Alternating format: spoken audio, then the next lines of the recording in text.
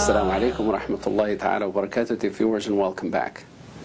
The evil self is the last description we're covering after we covered the nafsul mutma'inna, the content self, the self at peace, and nafsul lawwama, the reproaching self. The last one we're covering is the evil self. Allah Ta'ala described that in Surah Yusuf, chapter 12, in verse 53. Allah Ta'ala says, Inna an-nafsa la'ammaratun bisu', verily the human self is inclined towards evil. Ash-shaytan is the number one enemy, and we will have a whole episode or more about ash-shaytan, the animosity of ash-shaytan towards the offspring of Adam alayhi salam. Ash-shaytan has an advocate inside each and every son of Adam. That's the evil self. The goal between the two, Satan and the evil self, is to get every son of Adam off of the straight path Allah Ta'ala set for the sons of Adam to get to their destination of the hereafter safe. Now, what is the tool or tools that Satan and the evil self use against the son of Adam? Lethal weapons, lethal tools that come with absolute results. The very first tool that the shaitan and the evil self use against every son of Adam are his desires. Every son of Adam has desires. The lusty feelings, you have the body appetite and desires, those need to be fulfilled. And Allah Ta'ala set them as such, as a test for the son of Adam. Now, the question is whether there is a way to fulfill those desires. Yes, there is.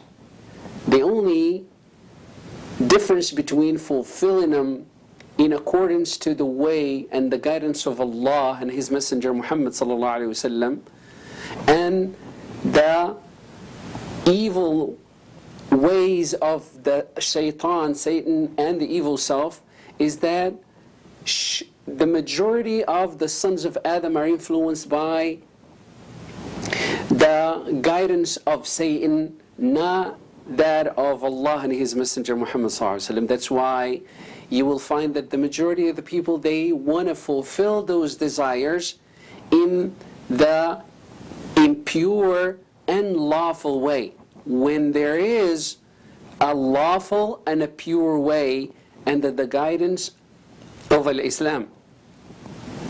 Marriage is lawful.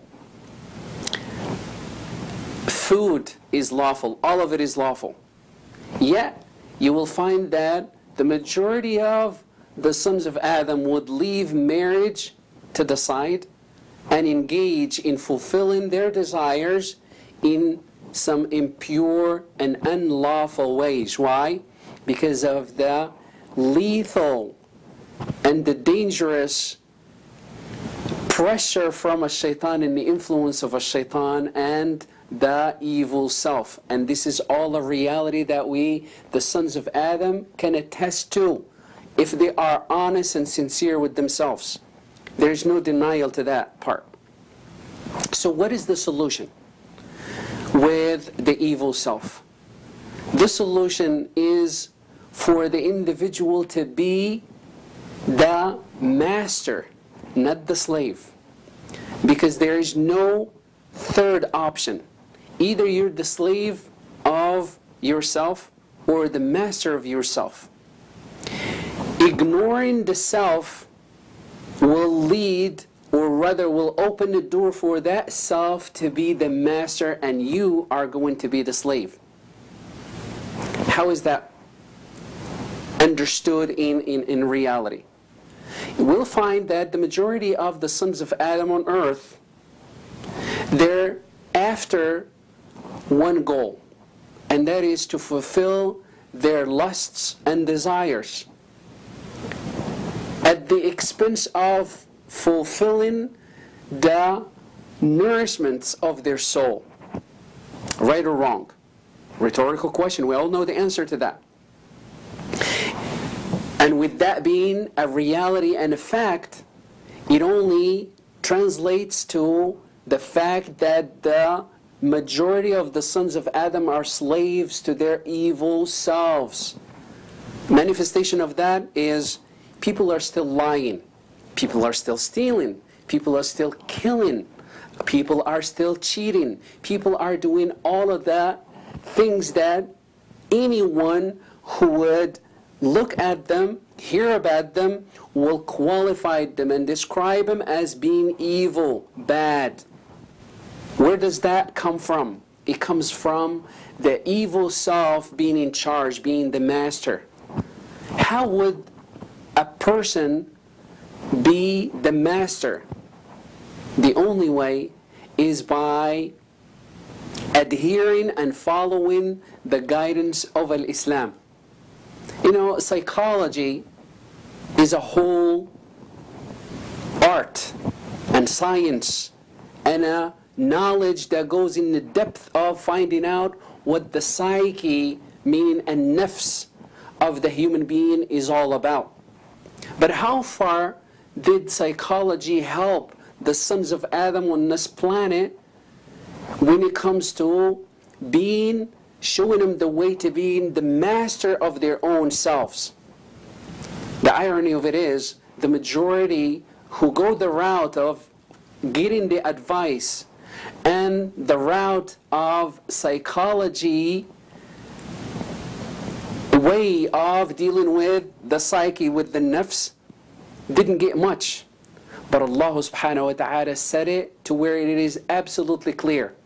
How is a person to be in charge of his own bad self and make it a mutma'inna, make it a content self, a self at peace?